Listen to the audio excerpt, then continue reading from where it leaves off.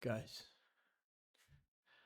let's talk about protection from sickness.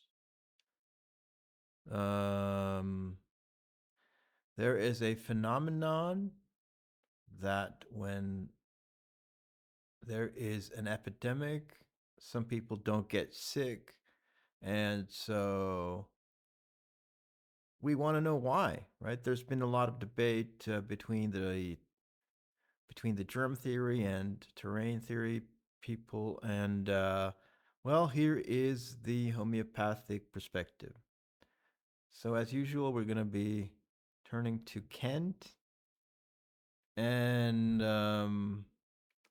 it's his lecture 15 from Lectures on Homeopathic Philosophy.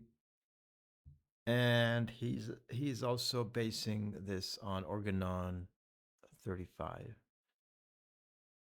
And he says, from these paragraphs, so he's referring to Organon 35, we see that there are several kinds of protection from sickness.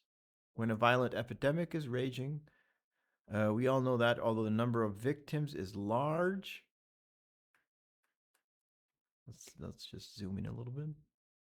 They are few compared to those who go through the epidemic unscathed. And the question always arises, why is it?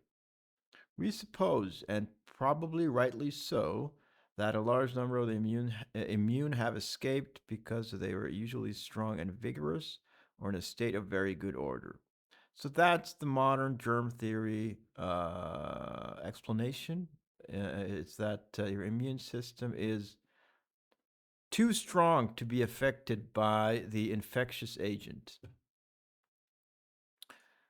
But we find among those who have escaped the epidemic a number of persons who are anything but strong, really invalids, and one in consumption, another in the last stages of Bright's disease, and another with diabetes. We call them all together and find that none of them have had dysentery or smallpox or whatever disease the disease was epidemic. They have not been susceptible to epidemic influences. How are you going to explain this? That is a good question, and I'm not sure the terrain people have a good explanation for this. As far as I'm aware, I mean, any terrain person can feel free to just comment on this video. But the homeopathic explanation is the following. So the epidemic is allopathic or dissimilar to their disease and cannot suppress their influence, their disease, because of its virulency. The reason is that they have sickness that is impossible for the epidemic to suppress. Why does it need to be suppressed? Because two diseases cannot exist in the same body. Of course, there are exceptions, but usually they can't. And so one disease has to suppress the other one. And the epidemic is not strong enough to suppress a very strong chronic morbification.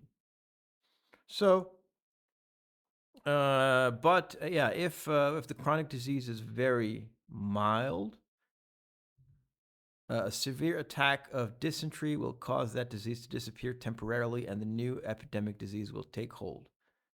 So sometimes it is able to suppress the chronic disease. In that case, the chronic disease will be ameliorated. This is an illustration of dissimilars that shows that dissimilars are unable to cure, they can only suppress. So that is the homeopathic explanation. Of course, this presupposes that diseases are energetic influences. Of course, suppression is energetic suppression. It doesn't have anything to do with germ theory or germs or infectious agents. Again, I don't know what the terrain people might say about this. I actually would be interested.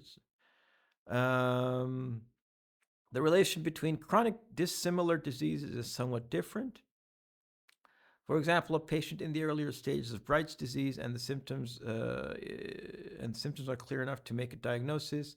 He takes syphilis And that once the kidney disease is held in abeyance, the albumin disappears from the urine and his waxiness is lost. But after a year's careful prescribing, the syphilitic state disappears, and very soon albumin appears again in the urine, blah, blah, blah.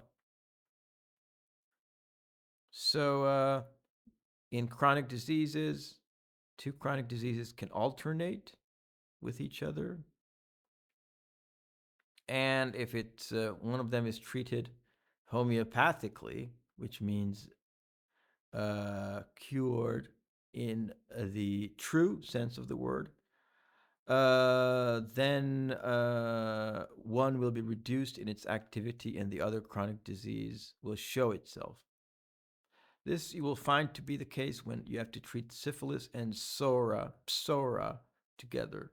Of course, psora is one of the miasms in homeopathy. That's a different topic.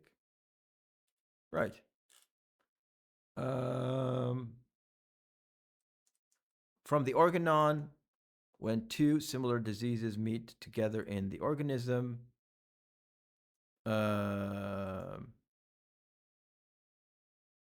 no,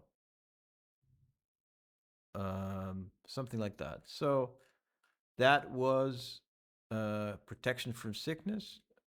The moral of the story is that some people who don't get diseases, it might, the fact that some people don't get some acute diseases or infectious diseases might have a more complicated explanation than uh, you would think. Unless, of course, you're a germ theory or a terrain theory person. So thanks for listening. And if you want to do a homeopathic consultation with me, you can find my email, Telegram, or Signal in the channel description.